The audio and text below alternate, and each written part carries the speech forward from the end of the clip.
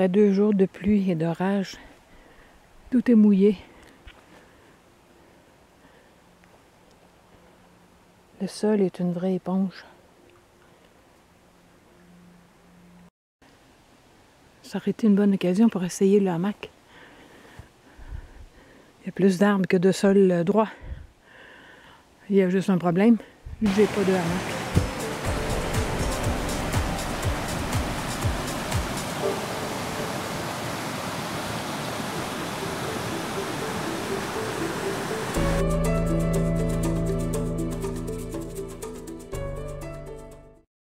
Je suis revenue presque au point de départ. Bon, ici il y a une éclaircie. Le lac des Trois Célibataires ici pour l'eau. Pour la vue aussi. Au coucher du soleil. Un endroit assez plat, c'est sur la mousse. Bon, ça va être un peu humide, mais ça va être confortable. Du bois mort. Accessible.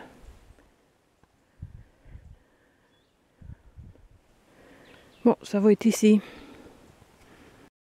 Je profite de la petite brise et du soleil pour faire sécher les vêtements. Et première corvée, aller épuiser de l'eau.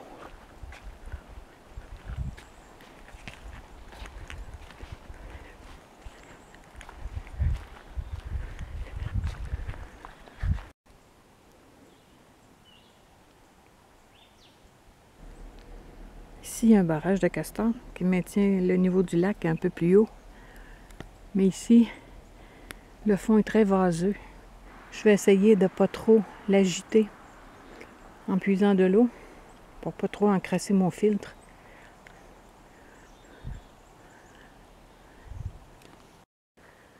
Pour une fois, l'eau risque pas de se renverser pendant que le chlore s'évapore.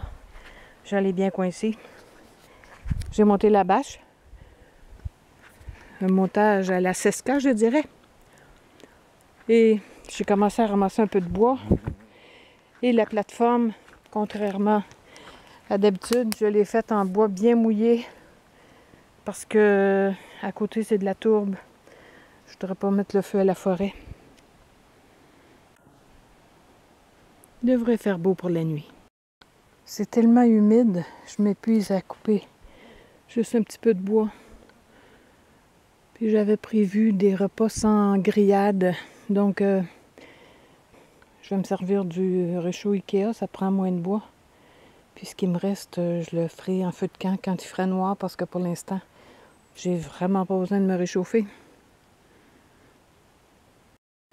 Pour allumer le réchaud, je vais prendre les cannes qu'on trouve sur les arbres. C'est pas exactement la barbe du vieil homme.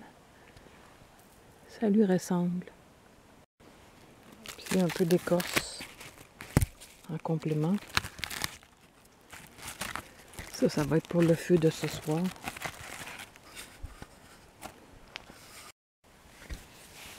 Bon, voyons voir si on va y arriver, malgré l'humidité.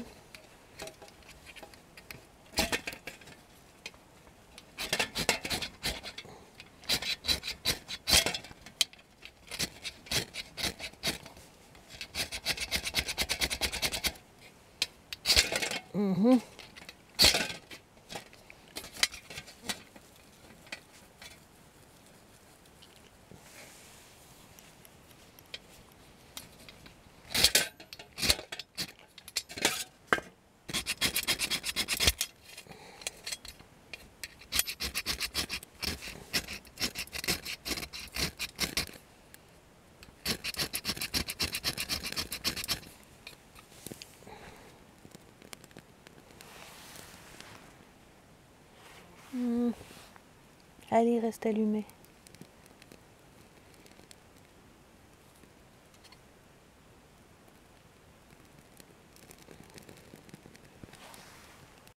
Bon, en attendant que l'eau bouge, je vous montre ce que j'ai. C'est pas compliqué ce soir. J'ai la sauce à spaghetti déshydratée de Hot Hux. Et évidemment, je vais ajouter les champignons déshydratés. Pour que ça aille vite, je vais les manger avec des nouilles chinoises. et agrémenté de cornichons, de parmesan et pour boire, bien sûr, le chaga.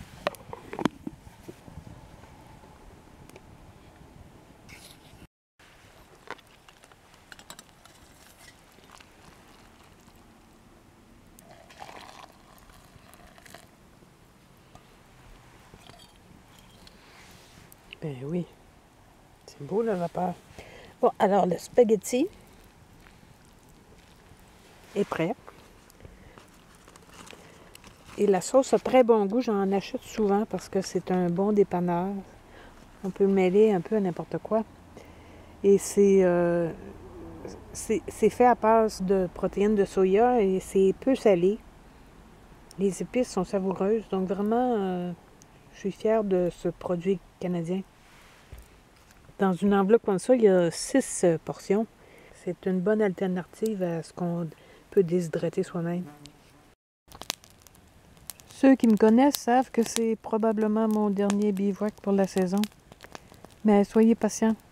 Je vais essayer de filmer autre chose d'intéressant de la maison. Il y a un grand héron qui guette le poisson. Il y a un martin pêcheur derrière moi. Quand la première chose qu'on voit le matin en se levant, c'est ça. Comment on n'a pas trouvé la vie belle? Bon, ce matin, c'est un cas pour l'allume-feu. Avec l'humidité qu'il y a autour.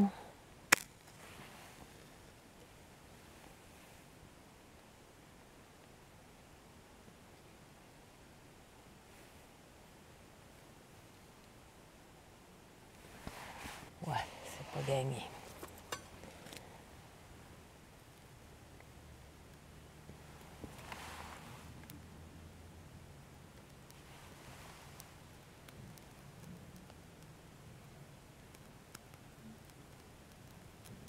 Oui.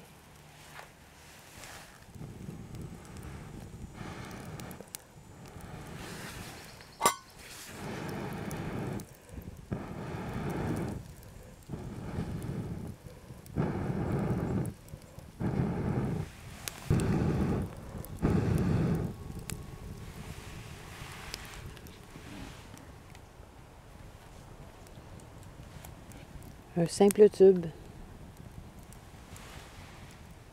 Soufflet efficace, léger, peu encombrant. Une rangée pour moi, une rangée pour le chien.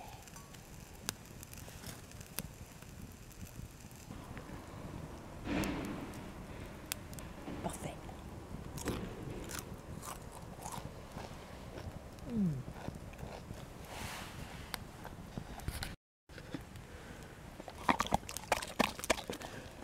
C'est bon, hein? J'avais mis de la sphaigne pour éteindre le feu. Là, je m'assure que les cendres sont bien froides pour pouvoir les disperser.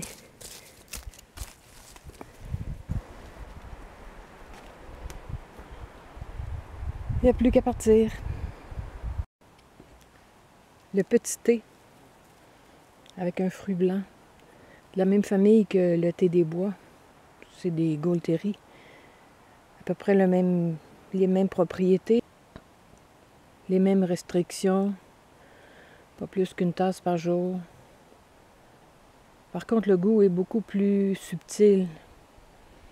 Je vais en cueillir pour la foire de Mandeville. Il faut toujours avoir un sac de récolte avec soi.